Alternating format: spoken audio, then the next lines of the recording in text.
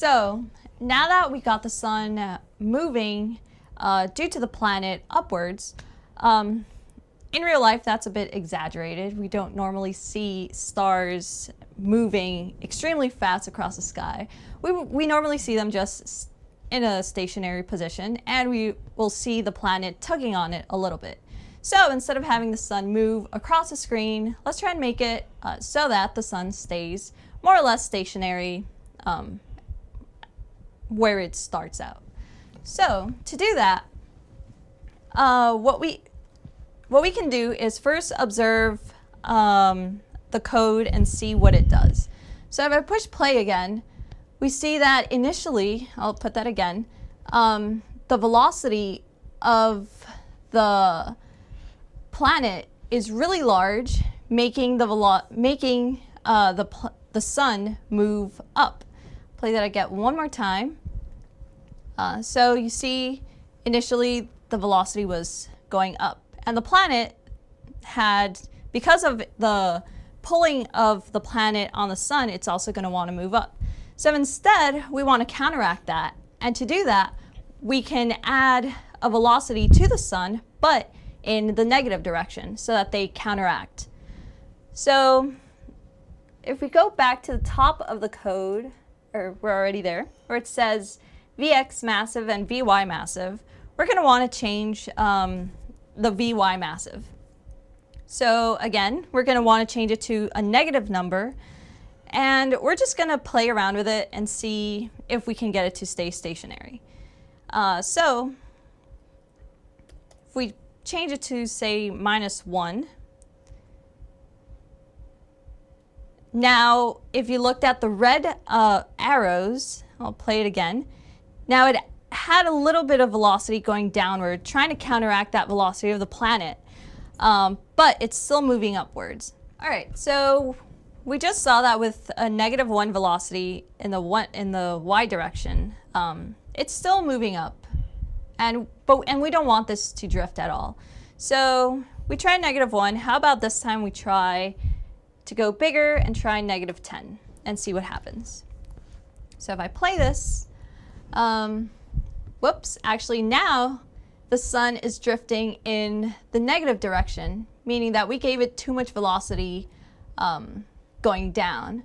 Okay, so since we just saw that having a velocity of -1 is too low, a velocity of -10 is way too high, let's try something in the middle. So something like -5. Let's hit play and see what happens.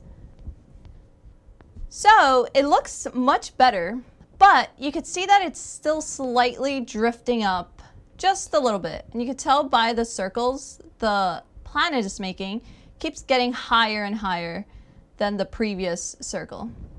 So that means even though it's drifting very slightly, it's still drifting.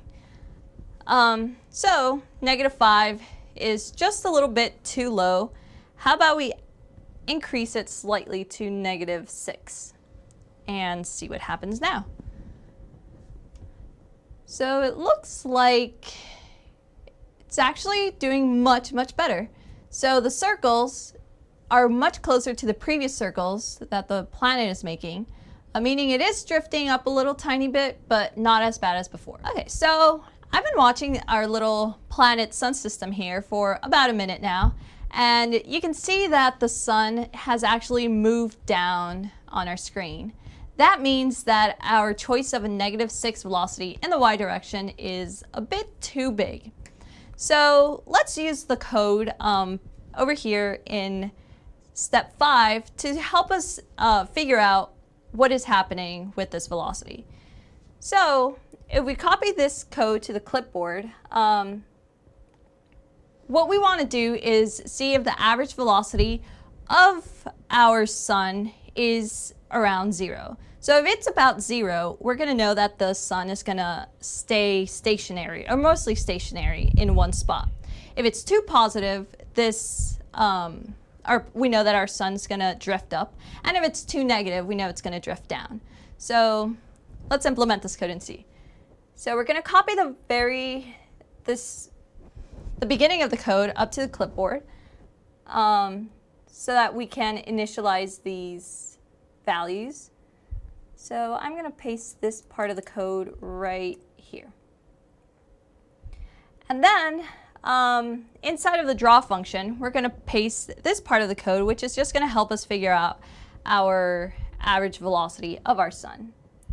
So I'm going to go down into the draw function. Okay, so I'm going to go into the draw function and paste it under display. So Control V. Okay, so now we have the code to figure out the average velocity of our sun in our code, and let's see what happens. So if I click play again, you can see that our average velocity is, it is oscillating close to 0, but it's also getting very negative, or kind of negative. So it's going between 0 and negative 0.3, 0.4.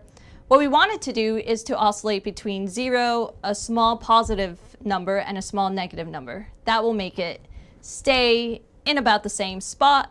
But here with our code, it's clearly showing us that it's drifting downwards.